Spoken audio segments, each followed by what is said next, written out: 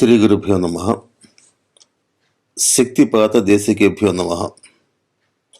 అందరికీ శుభోదయం అండి. మనము ఇప్పటివరకు చెప్పుకున్న ఆడియోల్లో సాధనకి మనం యథార్థమైన సాధన ఏంటి,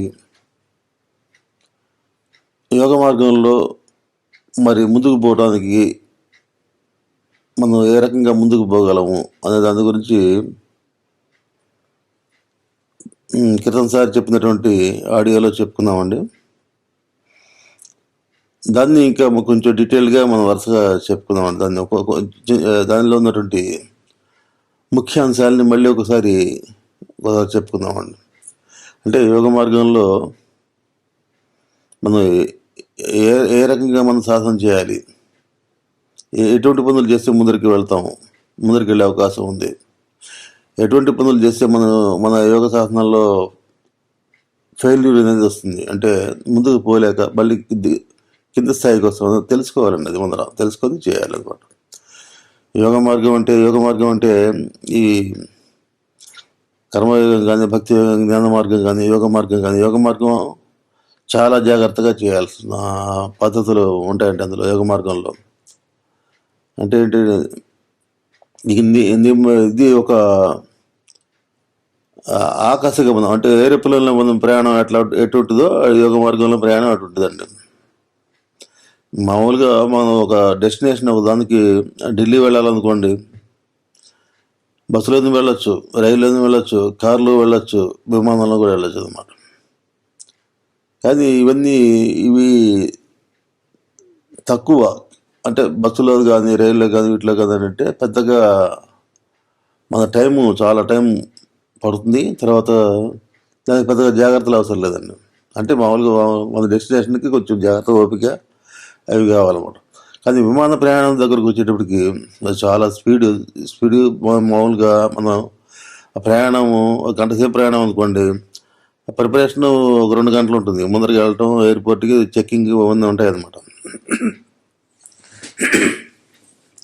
అంటే మనం దానికి ముందు జాగ్రత్తలు చాలా తీసుకోవాలండి. యోగ మార్గంలో మనం తీసుకోవాల్సిన జాగ్రత్తలు చాలా ఉంటాయి. ముందుగా ప్రయాణం కంటే ఎక్కువగా మనం ఆ సమయాన్ని ఎక్కువ జాగ్రత్తలకు కేటాయించాలన్నమాట. అందుకని యోగ మార్గం సక్రమంగా చేయకపోతే ఏమంటే ఫెయిల్యూర్స్ ఎక్కువ ఉంటాయి అన్నమాట.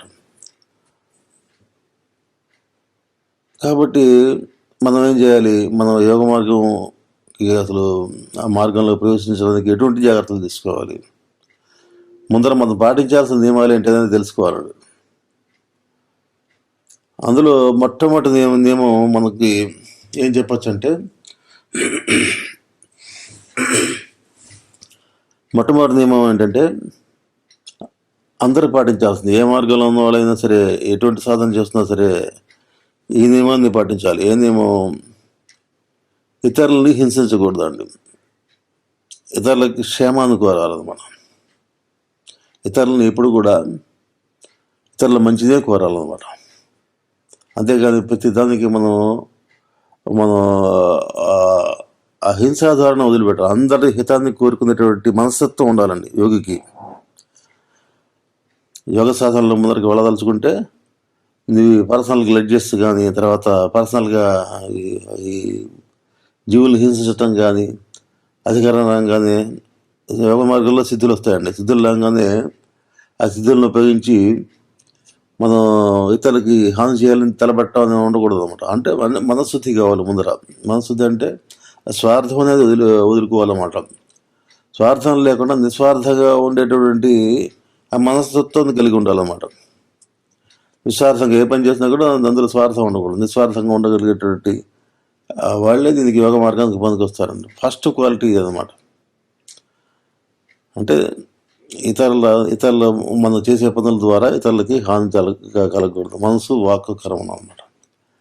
హానిని తలపెట్టకూడదు అనమాట. అది ఫస్ట్ అది అనమాట. ఇప్పుడు మా భారతంలో, మహాభారతంలో వాటిలో కూడా ఇప్పుడు చాలా రకాలైనటువంటి మంత్రంతో ఉపయోగించేటువంటి అస్త్రాలు ఉన్నాయండి. అవి అందరికీ ఎలిజిబిలిటీ అందరికీ చెప్పరండి. అవి ఎవరికి చెబుతారు? అత్యవసర పరిస్థితుల్లో తప్పనిసరిగా ధర్మానికి హాని కలుగుతుందో అన్నప్పుడు మాత్రమే అటువంటి అస్త్రాలని ప్రయోగించాలని చెప్పేసి నేర్పేటప్పుడు చెబుతారనమాట. అట్లాగేంటంటే యోగ సాధన ద్వారా మనసు ఏకాగ్రత ద్వారా మీరు సాధించేటువంటి ఆ స్థితులు ఏవైతే ఉన్నాయో అది తన కోసం కాకుండా సమాజ హితం కోసం వాడేటటువంటి మనస్తత్వం ఫస్ట్ యోగ సాధకుడికి ఉండాలండి.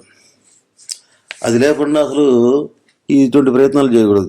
చేస్తే ఏమైతే ఈ యోగ సాధనకు సంబంధించినటువంటి ఈ కాన్సన్ట్రేషన్ ప్రక్రియలు ఇవన్నీ చేస్తుంటే ఏమవుతుందంటే అది వాళ్ళలో నేను అహంకారం ఉంటుంది కాబట్టి అది వచ్చినటువంటి శక్తి దేనికి ఉపయోగపడుతుందంటే ఇతరులు దానివల్ల ఇతరులని బాధించడానికి ఇతరులని ఇబ్బంది పెట్టడానికి వాడతారు అనమాట. కాబట్టి మనం ఫస్ట్ యోగ మార్గంలో వచ్చేటప్పుడు, ఎందుకంటే చాలా క్విక్గా రిజల్ట్స్ ఇస్తుంది అనమాట యోగ మార్గంలో. కాబట్టి ఇటువంటి మార్గంలో ఫస్ట్ ఉండాల్సిన క్వాలిటీ అదనమాట. ఈ క్వాలిటీ లేకుండా, ఇటువంటి మనస్తత్వం లేకుండా ఎవరు కూడా ముందుకి పోలేరు అనమాట. ఒకవేళ మీరు చేసేటువంటి ఒక చిన్న సిద్ధి వచ్చింది, ఆ సిద్ధిని ఉపయోగించి స్వార్థానికి ఎప్పుడైతే వాడినప్పుడు నీకు యొక్క యోగ సిద్ధి మొత్తం ఆ సిద్ధత్వం వెళ్ళిపోతుంది పక్కకి. మళ్ళీ మనం నార్మల్గా వచ్చేస్తాడు అనమాట. మళ్ళీ కింద స్థాయికి వచ్చేస్తాడు అనమాట. కాబట్టి ఫస్ట్ సాధకుడు గమనించాల్సినటువంటి ఇదేంటంటే, సాధకుడు తెలుసుకోవాల్సిన విషయం ఏంటంటే, ఇది హింసా ప్రవృత్తిని వదలటం అనమాట. హింస మానసిక ఉన్నటువంటి శారీరక ఈ ప్రవృత్తులు ఏవైతే ఉన్నాయో, స్వార్థంతో కూడిన ప్రవృత్తులు ఏవైతే ఉన్నాయో వాటిని వదిలిపెట్టడం అది చేయాలన్నమాట. అది చేయాలన్నమాట. చేసిన తర్వాత ఇది సెకండ్ అండి యోగ మార్గంలో ముందుకు వెళ్ళాలంటే రెండవది సత్యం పలకటం. సత్యం అనేది మాట్లాడటం తెలియాలండి ఫస్ట్. అది ఇంప్రూవ్మెంట్ చేయాలి జీవితంలో. సత్యం ఏది సత్యాన్ని యాజిటీగా మనసు వాక్కు కర్మతోటి చెప్పేది ఏదైతే ఉందో, మనసుతో ఏదైతే అనుకున్నావో అదే వాక్కు ద్వారా రావాలి, అదే కర్మకి కింద మారాలన్నమాట. త్రికరణ శుద్ధి అంటారు అనమాట. త్రికరణ శుద్ధి అనేది యోగ సాధకుడు ఉండాల్సినటువంటి రెండవ లక్షణం అనమాట. త్రికరణ శుద్ధి ఎట్లా ఏర్పడుతుంది అంటే, మనం త్రికరణ శుద్ధి అనేది ఒక పదిని ఏకాగ్రంగా చేసినప్పుడు కానీ, మనం చేస్తున్నటువంటి కర్మలు, రకరకాల కర్మలు, నిత్య జీవితంలో అనేక కర్మలు చేస్తుంటాం అనమాట. ఆ చేసే ప్రతి పనిని కూడా వర్తమానంలో ఉంటూ ఏకాగ్రంగా చక్కగా చేస్తూ పనులు చేసినప్పుడు మాత్రమే మీకు త్రికరణ శుద్ధి అనేది ఏర్పడుతుంది. ఏ పని చేసినా కూడా, మనం బజార్కి వెళ్ళి వస్తువులు తెచ్చుకుందాం, సరుకులు తెచ్చుకుందాం, సామాన్లు తెచ్చుకుందాం, ఎక్కడ మంచివి దొరుకుతాయి, ఎక్కడ చీప్గా దొరుకుతాయి, ఇవన్నీ తెలియాలి. త్రికరణ అది తెలుసుకొని పని సమగ్రంగా దాని గురించి తెలుసుకొని తర్వాత మళ్ళీ వాటిని జాగ్రత్తగా మనం పర్చేజ్ చేయటం. అదే మనం ఏ పని చేస్తుంటే దాని మీద ఉండాలి. మనం ఎక్కడో ఆలోచిస్తూ ఏదో ఎదురుగా ఏం పట్టించుకోకుండా ఎక్కడొక్కడ మనం వస్తువులు తెచ్చామనుకోండి, మనకు అనుకున్నటువంటి క్వాలిటీ రాదు. నిజ జీవితంలో కూడా ప్రతి చోట కూడా త్రికరణ శుద్ధి ఉండాలి. బజార్లో నడుస్తున్నాం అనుకోండి, ఎక్కడ పరధ్యానంగా నడుస్తుంటే, మనసు ఎక్కడ పెట్టుకొని నడుస్తుంటే యాక్సిడెంట్లు అవుతాయి. కారు నడుపుతుందా, స్కూటర్ నడుపుతుందా కూడా ఏకాగ్రత ఏది మీద ఉండాలండి, రోడ్డు మీద ఉండాలి. వస్తున్న వెహికల్స్ మీద ఉండాలి. మనం ఎట్లా నడుస్తున్నాం, వస్తున్న వాళ్ళు ఎట్లా వస్తారని ఆ జాగ్రత్తలను పాటిస్తేనే జాగ్రత్తగా ఇంటికి చేరుకుంటాం. కాబట్టి త్రికరణ శుద్ధి అనేది ప్రతి పనిలోనూ కావాలండి. అది మనం చేస్తున్న ప్రతి పనిలో కూడా త్రికరణ శుద్ధి ఉంటేనే అది సక్సెస్, అందులో సక్సెస్ రేట్ ఎక్కువ ఉంటుంది. అది సక్సెస్ ఉంటుందన్నమాట. అంతే తప్పితే మనం మనసు ఎక్కడ పెట్టుకొని చెప్పేది ఒకటి, చేసేది ఒకటి, ఇవన్నీ చేస్తుంటే ఏమవుతుందంటే, త్రికరణ శుద్ధి లేకపోవటం వల్ల నీకు ఏమవుతుందంటే కాన్సన్ట్రేషన్, మానసిక ఏకాగ్రత అనేది దెబ్బతింటుంది అనమాట. ఈ యోగ సిద్ధికి కావాల్సింది ఏంటంటే మానసికమైనటువంటి ఏకాగ్రత కావాలి. అది ఎట్లా వస్తుందంటే త్రికరణ శుద్ధి వల్ల ఏర్పడుతుంది అన్నమాట. ఈ సత్యం మాట్లాడుతున్నప్పుడు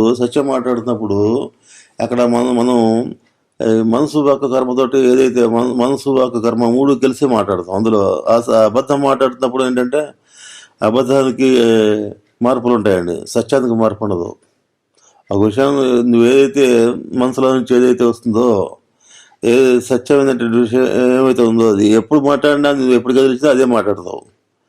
అలా కాకుండా అబద్ధం అనుకోండి, దానికి రకరకాలుగా మార్చి మార్చి మనిషిని బట్టి మార్చి పరిస్థితులను బట్టి మార్చి చెప్పాల్సి వస్తుంది. కాబట్టి ఆ సత్యవాక్ పరిపాలన అనేది యోగ స్థితికి నీకు ఉమ్, ముఖ్యం. అది తప్పనిసరిగా ముఖ్యం అనమాట. అది పాటించాల్సినటువంటి రెండో నియమం అనమాట. అందుకనే మనకి యమ నియమాల్లో సత్యము అహింస అని చెప్పేసి ఫస్ట్ మొట్టమొదటి చెప్పింది అవే. మొట్టమొదట యోగ స్థితిలో యోగ మార్గం అనేది చెప్పాను కదా. యోగ మార్గం అనేది చాలా జాగ్రత్తగా యోగ మార్గంలో వెళ్ళాల్సి ఉంటుంది అనమాట. ఏరోప్లేన్ ట్రావెల్ కింద లెక్క అనమాట. ఏరోప్లేన్లోకి ఎక్కేటప్పుడు ఇందాక చెప్పాను, అన్ని చెక్ చేసి కదా లోపలికి పంపారు. మన దగ్గర ముందరగా వెళ్ళాలి, తర్వాత చెక్కింగ్ పాయింట్ ఉంటుంది. అందులో మనకి డ్యామేజ్ కలిగి చేసే వస్తువులు లేవు అని చెప్పేసి నిర్ణయించుకున్న తర్వాత లోపలికి వదులుతారు అనమాట. కాబట్టి ఇది ఈ రకంగా మనం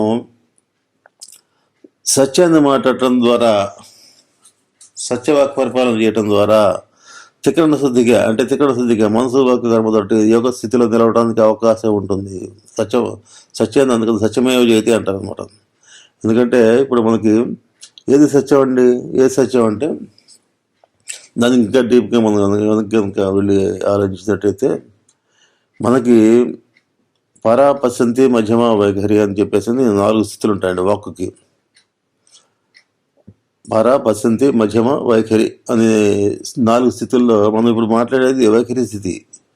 అంటే ఇది 4వ స్థితి అనమాట. దీనికి ముందర ఇంకా 3 స్థితులు ఉన్నాయండి. పరా పశ్చంతి మధ్యమ అనే స్థితులు ఉన్నాయన్నమాట. అయితే ఇవి మామూలుగా మన యూనివర్స్లో కూడా ఈ యూనివర్స్ మొత్తం దేంతో తయారైందంటే శబ్ద బ్రహ్మం, శబ్దంతో తయారైంది. ఇందులో మనకి ఈ శబ్దం ఎట్లా ఉందంటే ఆకాశం తత్వాల్లో శబ్దం అనమాట, శబ్దానికి సంబంధించి అనమాట. ఈ శబ్దాలు మన నిరంతరం ఆకాశంలో మనకి అవి ప్రయాణం చేస్తూ ఉంటాయి. అవి కానీ మనం వినగలిగే ఏంటంటే ఆ శబ్దాల్లో మనం 7 శబ్దాలని, సప్తస్వరాలనే వినగలుగుతాం. స రి గ మ ప ద ని. వాడిని మరి వెస్ట్రన్లో కూడా అవే ఉంటాయి అన్నమాట, నోట్స్ అంటారు అనమాట. కాబట్టి ఈ శబ్దాలనే మనకు జ్ఞానేంద్రియ చెవులు గ్రహించగలవు అనమాట. అది మిగతా శబ్దాలని ఉండవా అంటే ఉంటాయి, కానీ మనం అది గ్రహించలేము. ప్రత్యేకమైన ఇన్స్ట్రుమెంట్స్ పడితే కదా మనకి అవి అర్థం కావన్నమాట. మరి వీటిలో కూడా మన మానవ శరీరంలో మనకి పీనల్ గ్లాండ్ అని ఉంటుందండి. సహస్రారం కింద అనమాట పీనల్ గ్లాండ్ ఉంటుంది. ఆ పీనల్ గ్లాండ్లో ఏంటంటే ఈ శబ్దాన్ని, ఆకాశంలో ప్రయాణిస్తున్నటువంటి శబ్దాలు ఏవైతే ఉన్నాయో అవి దాని ద్వారా కిందకి ఎంటర్ అవుతాయి అన్నమాట. కిందకి అది మన సహస్రారం ద్వారా కిందకి వస్తాయి అన్నమాట. కిందకు వచ్చినప్పుడు అవి ప్రాణము, అపానము, సమానము అనే 3 రకాల ప్రాణాలుగా అది కిందకి డివైడ్ అయిపోయి, అపానము కిందకి మూమెంట్ ఉంటుంది. ప్రాణం లోపలికి ఎంటర్ అయ్యేది, మళ్ళీ బయటికి రావటం, అట్లా ఉంటుంది అన్నమాట. ప్రాణము, అపానము, సమానము 3 ముఖ్యమైనటువంటి. వేదము, దానము తర్వాత అవి చేసే పనులు వేరేగా ఉంటాయి అన్నమాట. 3 ప్రాణాలుగా ఇది వస్తాయి అన్నమాట. ఇది మూలాధారంలో, ఈ అపానం మూలాధారం దగ్గర ఉంటుంది, పనిచేస్తుంటుంది అన్నమాట. ఈ అపాన ప్రక్రియ, ప్రాణం తర్వాత ఏంటంటే అపానం అక్కడి నుంచి మూలాధారం నుంచి మనకి పరా మొదలవుతుందండి. పరా పశ్చంతి మధ్యమ వైఖరి అన్నమాట. ఈ పరాస్థితిలో ఈ యాజిటీజ్ అంటే బయట ఏదైతే సృష్టిలో ఏదైతే డివైన్ పవర్ ఏదైతే ఉందో అది యాజిటీజ్గా అది అవ్యక్తంగా ఉంటుంది. మూలాధారంలో కూడా అది అవ్యక్తంగా ఉంటుంది అన్నమాట. మనకి ఆత్మ ఎప్పుడైతే శరీరంలోకి జీవుడిగా మారి ఎప్పుడైతే వచ్చిందో బయట నుంచి ఇవి కూడా మామూలుగా శబ్దాలు కూడా అంటే శబ్ద బ్రహ్మం అనమాట. మన శరీరంలోకి సహస్రాల ద్వారా ప్రవేశించి మనకి మూలాధారంలో అక్కడ పరావాక కింద అది శబ్దం మన పరాపశ్చంతి మధ్యమ వైఖరి స్థితిని పొందుతుంది అనమాట. ఈ పరాస్థితులు ఏంటంటే పరాస్థితి అవ్యక్తంగా ఉంటుంది. తర్వాత అందులో ఏ రకమైనటువంటి ఇంప్యూరిటీస్ ఏముండవు, అది శుద్ధంగా ఉంటుంది అనమాట. అది తర్వాత పశ్చంతి మధ్యమ వైఖరి, పశ్చంతి స్థితికి వచ్చేటప్పటికి అక్కడ మామూలు అవ్యక్త అక్కడ మాటలు వ్యక్తం కావు, కానీ దాన్ని ఈ పశువులుగా అది ఇటువంటి రకరకాలుగా అవి బాధని కష్టాన్ని సంతోషాన్ని వ్యక్తం చేస్తుంటాయి కదా, అట్లా వ్యక్తం చేయగలుగుతారు పసిపిల్లడు కూడా. ఆ, ఆ, బా కష్టం కలిగినప్పుడు ఏడవడం కాదు, సంతోషంగా ఇవన్నీ ఇక్కడ ఎక్స్ప్రెషన్స్ ఉంటాయి అక్కడ. అది పశ్చంతి స్థితి అన్నమాట. అది పశ్చంతి స్థితి నుంచి మళ్ళీ మధ్యమ వైఖరి స్థితికి వస్తుంది అన్నమాట ఆ శబ్దం. మధ్యమ స్థితికి వచ్చేటప్పటికి నీకు ఆ, నీలో ఉన్నటువంటి చిత్తంలో ఉన్న సంస్కారాలు అందులో మిక్స్ అవుతాయండి. మిక్స్ అయ్యి వైఖరికి వచ్చేటప్పటికి అక్కడ కూడా ఫిల్టర్ అయిపోతుంది. ఫిల్టర్ అయిపోయి నీకు నీకు ఏది చిత్తంలో సంస్కారాలు ఏది బయటికి నువ్వు అనుకుంటావో అదే బయటకు వస్తుంది అనమాట. యాజ్ ఇట్ ఈజ్గా బయటికి రాదు అనమాట. అంటే పరాశబ్దం యాజ్ ఇట్ ఈజ్గా బయటికి రాదు. ఎందుకంటే మన సంస్కారాల కారణంగా, మనకి అనుభూతుల కారణంగా ఇదేంటంటే ఫిల్టర్ అయ్యి నెమ్మదిగా ఇక్కడికి వచ్చేటప్పటికి మన వైఖరి వాణికి వచ్చేటప్పటికి అది కరెక్ట్ కాదనమాట. అంటే ఈ సత్యవాక్ పరిపాలన చేసే వాళ్ళ స్థితి ఎట్లా ఉంటుందండి?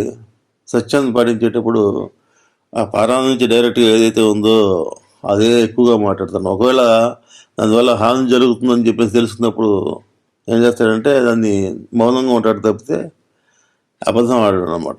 అబద్ధం అనేది అబద్ధం ఎప్పుడు కూడా మారిపోతుంటుంది. నిజం ఏదైతే ఉందో నిజం ఎప్పటికి మారదండి, సత్యం ఎప్పటికి మారదు. కాబట్టి ఏది సత్యం తెలుసుకోవాలి మనం. సత్యం అనేది ఆత్మసత్యం అనేది, ఆత్మ అనేది సత్యం, అది ఎప్పటికీ మారదు. ఏదైతే ఇప్పుడు ప్రకృతి మాత్రం ఎప్పుడు మారిపోతుంటుంది, నిరంతరం మారిపోతుంది. బయట కనపడే మన ప్రకృతి ఏదైతే ఉందో, ప్రకృతిలో జరిగే సంఘటనలు కానీ, ప్రకృతిలో జరిగేటువంటి మన మార్పులు కానీ నిరంతరం అవి మారిపోతూనే ఉంటాయి. వీటన్నిటికి స్థిరంగా ఉండేది ఏంటంటే ఆత్మ అన్నమాట. ఆత్మ స్థిరంగా ఉంటుంది. అన్నిటికీ మూలమైనటువంటి, ప్రకృతికి మూలమైనటువంటి ఆత్మ ఏదైతే ఉందో అందులో ఏ మార్పులు ఉండవు అనమాట. మనలో కూడా జీవాత్మ ఉంటుంది. జీవాత్మ కూడా ఒక ప్రేక్షకుడిలాగా చూస్తుంటుంది తప్పితే అందులో ఏం కల్పించుకోదు. మన ప్రకృతిలో సహాయంతో తిరగబడే జీవన ప్రక్రియలో అది అబ్జర్వర్ లాగా చూస్తుంది తప్పితే అది చేయదు అనమాట. కాబట్టి మనం ఈ సత్యవాక్ పరిపాలన చేస్తున్నప్పుడు ఏం జరుగుతుంది? సత్యాన్ని కనుక మనం నిజంగానే మాట్లాడుతున్నప్పుడు ఈ త్రికరణ స్థితిగా అనమాట. అంటే మనసు, వాక్కు, కర్మ మూడు ఒకటైతుంది సత్యం మాట్లాడేటప్పుడు. యోగ స్థితికి అది అవసరం అనమాట. యోగ స్థితి అంటే ఈ త్రికరణ స్థితిగా మనం కర్మలను చేయటమే యోగ స్థితి కింద చెప్పచ్చు అనమాట. మనం మాట్లాడేటప్పుడు పారాయణ నుంచి ఏదైతే బాగుంటుందో యాజ్ ఇట్ ఈజ్గా దాన్ని మనం ఎక్స్ప్రెస్ చేయగలిగితే అది యోగస్థితి, పరిపూర్ణ యోగస్థితి. యోగికి ఏంటంటే దైవశక్తికి ఉపకరణంగా ఉంటాడు యోగి. దైవశక్తి వ్యక్తి ద్వారా, ఆ యోగి ద్వారా ప్రపంచానికి మరి మేలు చేయాలి. ఎట్లా చేస్తుందంటే ఈ స్థితిలో ఉన్న వాళ్ళు చేస్తారు, పరాస్థితిలో ఉన్నటువంటి యోగులు చేస్తారు అన్నమాట. కాబట్టి యోగులు అంటే ఏంటి? భగవంతుడి యొక్క ఆ శక్తిని యాజిగా వాళ్ళ ద్వారా ఒక ఉపకరణంలాగా పనిచేస్తారు, వ్యక్తం కావడానికి ఒక ఉపకరణంగా పనిచేస్తారు అనమాట. మనం కూడా ఏం చేయాలి?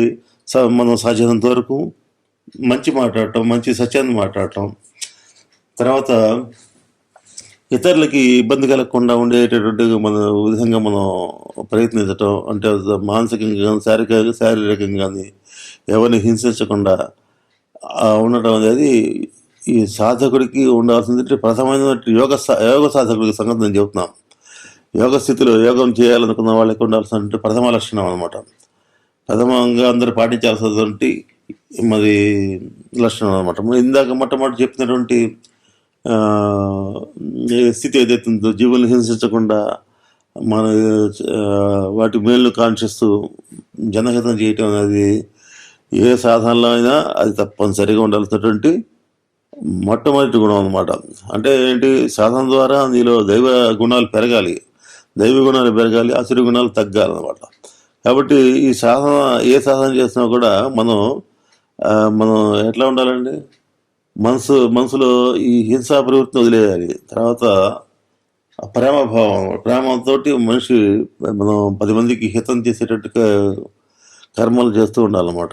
చేస్తున్నప్పుడు మీలో ఏవైతే దైవ గుణాలు పెరిగినప్పుడు ఆటోమేటిక్గా సాధన కూడా పెరుగుతున్నప్పుడు యోగ మార్గంలో ఇవి తప్పనిసరి. ఇవి లేనప్పుడు ఏం జరుగుతుందంటే, అవి లేనప్పుడు అది మనం వచ్చిన శక్తిని స్వార్థానికి ఉపయోగిస్తుంది అనమాట.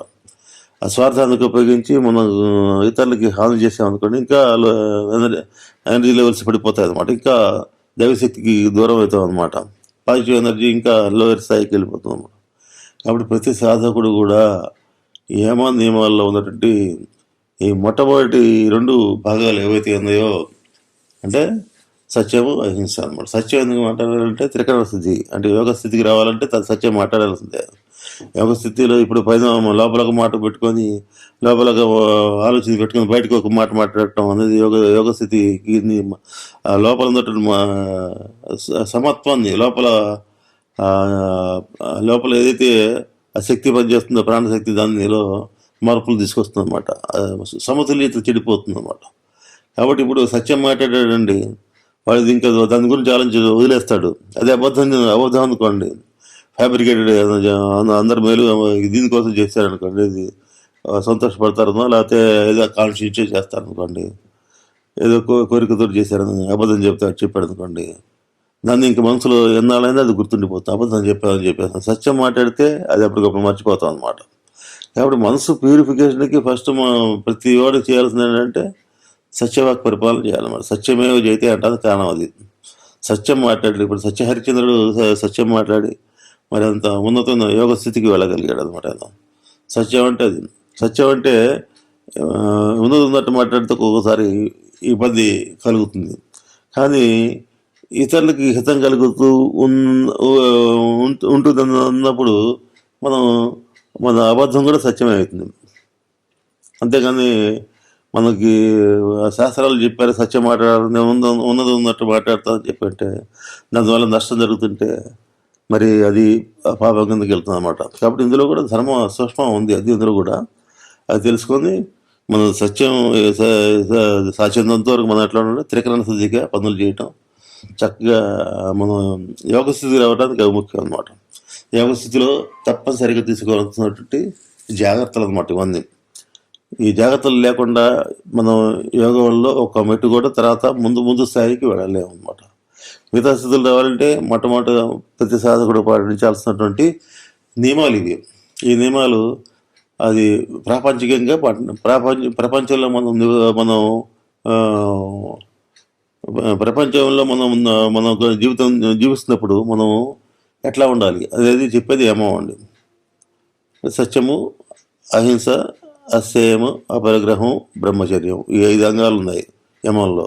కాబట్టి మొట్టమొదటి 2 అంగాలు అందరి ప్రతి ఒక్కడు ఏ సాధనలో ఉన్నా కూడా కావాలన్నమాట. ఏ సాధన ఉన్నా కూడా ఇవి తప్పనిసరిగా యోగ సాధనకు చాలా ముఖ్యం అనమాట. అవి మిగతా సాధనలో అప్పుడప్పుడు వీటిని పాటించకపోయినా ఇబ్బంది లేదు, కానీ యోగ సాధనలో ఇవి పాటించకపోతే ఏం జరుగుతుంది, నష్టం జరుగుతుంది అన్నమాట. నీకు మనసు ఏమవుతుందంటే మనసులో ఉన్న సమతుల్యత దెబ్బతింటుంది అన్నమాట. లోపల ఉన్నటువంటి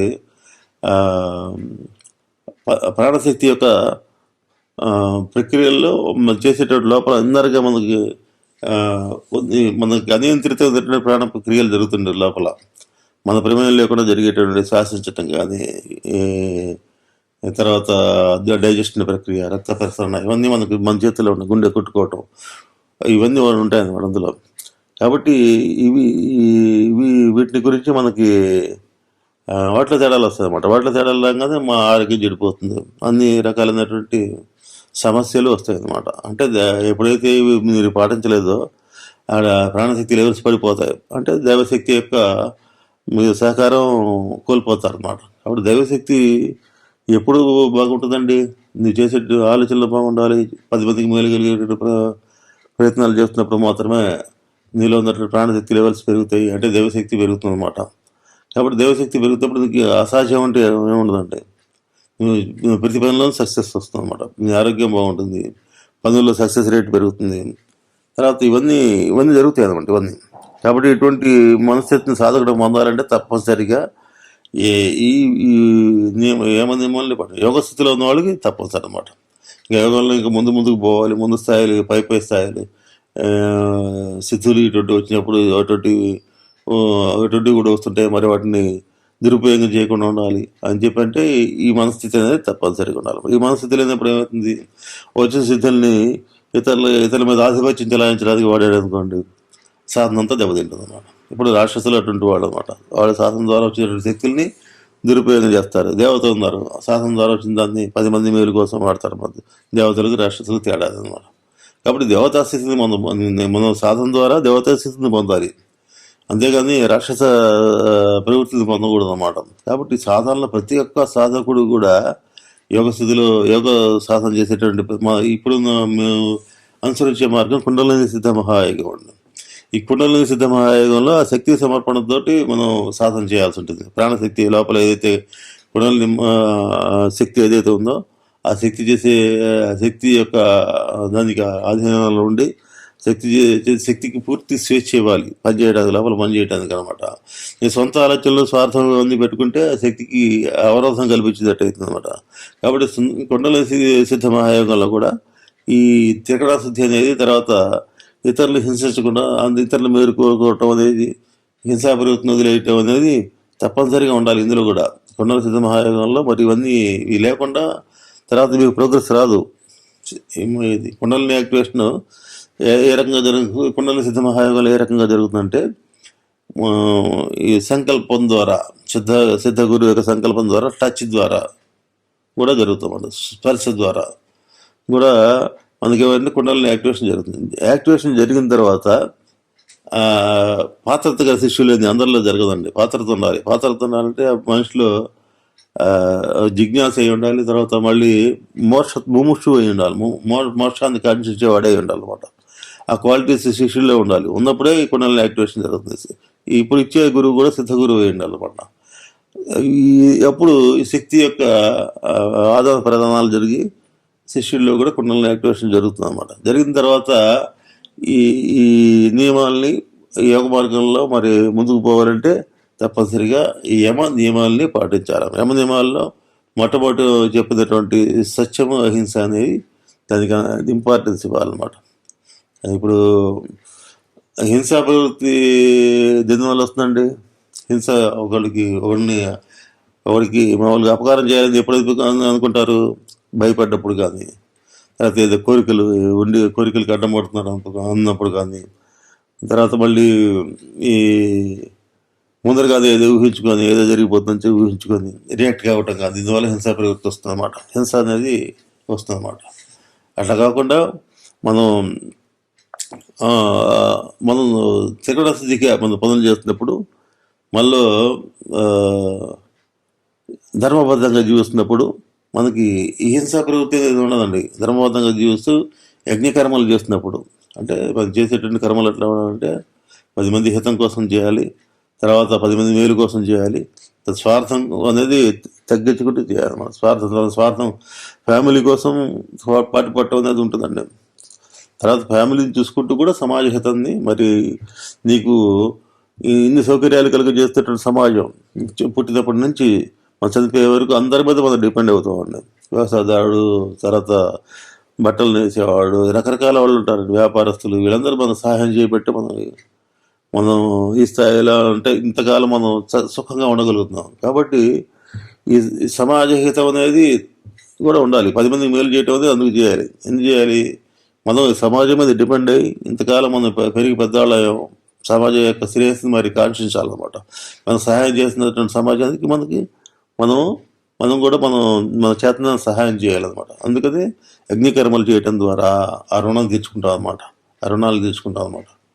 కాబట్టి ఈ మొట్టమొదటి అంగాలైనటువంటి సత్యము, అహింస అనేది ప్రతి సాధకుడు కూడా త్రికరణ శుద్ధిగా, అంటే చక్కగా, అంటే మన నిత్య జీవితంలో ఒక పార్ట్గా, ఒక భాగంగా చేసుకోవాలన్నమాట. మనం చేసే ప్రతి పనులు కూడా ఇవి రిఫ్లెక్ట్ కావాలన్నమాట. ఈ సత్యం మాట్లాడటం అనేది, తర్వాత దైవ గుణాలని ఇంపార్టెన్స్ ఇవ్వటం, తర్వాత అసురు గుణాలని, నెగిటివ్ ఏవైతే ఉన్నాయో వాటిని దూరంగా పెట్టడం, ఈ ప్రేమభావంతో ఉండటం, 10 మందికి ఉపయోగపడే కర్మలు చేయటం, తర్వాత ఇవన్నీ చేయాలండి. ఇవన్నీ చేసేటప్పుడు ఏమవుతుందంటే మొట్టమొదటి స్టెప్స్ అన్నమాట ఇవి. ఈ స్టెప్స్లు మీరు పాస్ అయితే నెక్స్ట్ స్టేజ్ సాధనలో ఇంకా ముందర ఉన్నటువంటి స్థితిలో వస్తాయి అన్నమాట. కాబట్టి ఇవి ప్రతి ఒక్కరు తెలుసుకోవాల్సిన విషయాలు అన్నమాట. అసలు ఈ సాధన అంతా ఎందుకు చేయాలి, ఇంత రకం కష్టపడాల్సిన పని ఏముంది?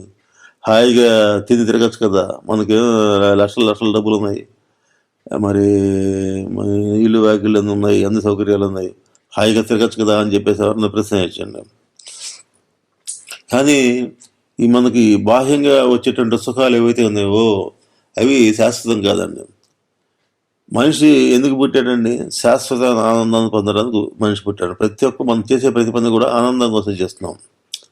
ప్రతి పని కూడా ఆనందం కోసం చేస్తున్నాం అన్నమాట. కానీ ఈ ఆనందం లభిస్తుందా మనకి అని చెప్పంటే అది టెంపరీనే. ఇంద్రియాల ద్వారా వచ్చే ఆనందం టెంపరీ అనమాట. ప్రపంచంలో లభించేటువంటి వస్తువుల ద్వారా వచ్చే ఆనందం ఏదైతే ఉందో అది టెంపరీ అనమాట. మరి శాశ్వతమైన ఆనందం ఇచ్చేటువంటి మార్గం ఏదైతే ఉందో అది యోగ మార్గం అన్నమాట. ఇందులో వచ్చేటువంటి ఆనందం ఏదైతే ఉందో ఆత్మ ఆత్మ ద్వారా లభించేటువంటి, అంటే అనాత్మ స్థితిని వదిలేసి ఆత్మస్థితికి వెళ్ళినప్పుడు వచ్చేటువంటి ఆనందం శాశ్వతమైన ఆనందం, బ్రహ్మానందం అంటారు ఆనందం. మిగతావన్నీ కూడా ఇప్పుడు ప్రపంచంలో వచ్చేటువంటి వస్తువుల ద్వారా కానీ విషయాల ద్వారా వచ్చే ఆనందం ఏమవుతుందో చాలా టెంపరీ అనమాట. ఇవాళ ఉంటుంది, రేపు ఉంటుంది అనమాట. కాబట్టి శాశ్వతమైన ఆనందం కోసం కావాలి, దానికోసం మనిషి పుట్టాడు అనమాట. ప్రతి ఒక్కరు కూడా జీవిత లక్ష్యం ఏంటి? శాశ్వతమైన అంటే ఆనందాన్ని పొందటం కోసమే పుట్టాడు అనమాట. ప్రతి ఒక్కళ్ళు చూడండి ఉద్యోగం చేస్తారు, దీనికోసం అండి. ఇంట్లో ఇంట్లో సౌకర్యాలు ఏర్పరచుకొని హాయిగా ఉంటుంది, సంతోషంగా ఉంటుంది అనమాట. అట్లాగే ఈ ఇల్లు వాకిలు కట్టించుకుంటాడండి, అన్ని డబ్బులు దాచిపెడుతుంటాడు. దేనికోసం? అవి ఉంటే చక్కగా ఆనందంగా గడపచ్చు అని చెప్పేసి అనేటువంటి ఒక భావం అనమాట. కాబట్టి అవన్నీ ఆనందం కలిగజేస్తున్నాయా ఎవరికన్నా?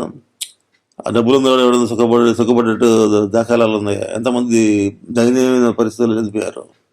ఇల్లు వాకిలు ఉన్నవాళ్ళు కానీ, సౌకర్యాలు ఉన్నవాళ్ళు కానీ, ఎంత పెద్ద పెద్ద పదవులో ఉన్నవాళ్ళు కానీ ఎవరన్నా వాళ్ళ చివరి స్థితి చూస్తే మనకి ఎంత దయనీయంగా ఉంటుంది. కాబట్టి ఈ లౌకికమైనటువంటి వస్తువులు కానీ, లౌకిక ప్రపంచంలో కనబడేటువంటి ఈ ధన సంపత్తి కానీ, సౌకర్యాలు కానీ ఇవేవి ఆనందాన్ని, శాశ్వత ఆనందాన్ని ఇవ్వలేవండి. ఏది ఇస్తుంది ఆనందం? ఆత్మానందం అనమాట. అంతే. పని మీద అంటే ఆనందం అక్కడికి వెళ్తే ఇంకా అందులో దుఃఖం అనేది అంటే ఏంటి? ఆత్మానందానికి వెళ్ళాలంటే మనసు శుద్ధి కావాలి. ఈ మనసు ద్వారానే మనకి ఏమవుతుందంటే మనసు ఇంద్రియాల ద్వారా పనిచేస్తున్నాయి. ఇంద్రియాలు ఏం చేస్తుంటే మనకు టెంపరీ ఆనందాన్ని కలుగు చేస్తుంటాయి అనమాట. ఇంద్రియ సుఖాలు ఏంటంటే టెంపరీ అనమాట. ఇది ఆనందం అని చెప్పి ప్రతి ఒక్కరు కూడా ఇంద్రియాల ద్వారా ఆనందాన్ని పొందాలని చూస్తారు. కానీ అది శాశ్వతంగా ఉండాలన్నమాట. మన శాశ్వతమైన ఆనందం ఎట్లా వస్తుంది? మనసు శుద్ధి అయినటువంటి స్థితి ఏదైతే ఉందో, మనసు శుద్ధి జరిగిన తర్వాత ఇంకా మిగిలి ఏదైనా ఆత్మ అనమాట. ఆత్మలో సచ్చిత్ ఆనంద స్వరూపం ఉంటారు అనమాట. ఆత్మ ఆనంద స్వరూపం అనమాట. కాబట్టి అది ఆత్మస్థాయికి దగ్గరగా జీవాత్మ నుంచి పరమాత్మలో మనం ఎప్పుడైతే కలుస్తామో అప్పుడు మనకి ఆనందం అనేది శాశ్వతం అనమాట. ప్రతి ఆనందం అనేది ఇక ఈ బ్రహ్మానంద స్థితి అనమాట. అది ఆనందాన్ని మించిన ఆనందం లేదనమాట. అటువంటి ఆనందం కలుగుతుంది. అటువంటి ఆనందం కోసం ప్రతి ఒక్కరికి ప్రయత్నించాలి. అందుకని టెంపరీ ఆనందాల కోసం జీవితం మొత్తం వృధా చేసేవాళ్ళు చాలా ఉన్నారు. డబ్బులు సంపాదన, పేరు ప్రఖ్యాతుల కోసము, ప్రతిష్ట కోసము, తర్వాత మళ్ళీ రకరకాల ఇల్లు వాకిల కోసము. రామకృష్ణ పరమహంసల వారు అంటారు అనమాట, అందరూ భార్య బిడ్డల కోసం, ఆస్తిపాస్తుల కోసం ఏడ్చేవాళ్ళే తప్పితే భగవంతుడి కోసం ఏడ్చేవాళ్ళు ఎవరైనా ఉన్నారా? భగవంతుడి కోసం భగవంతుడు కనపడలేదు, భగవంతుడు అనుగ్రహం కలగలేదు అని చెప్పి ఏడ్చేవాళ్ళు ఎవరు లేరు. కాబట్టి భగవంతుడి కోసం విలపించంటాడు ఆయన.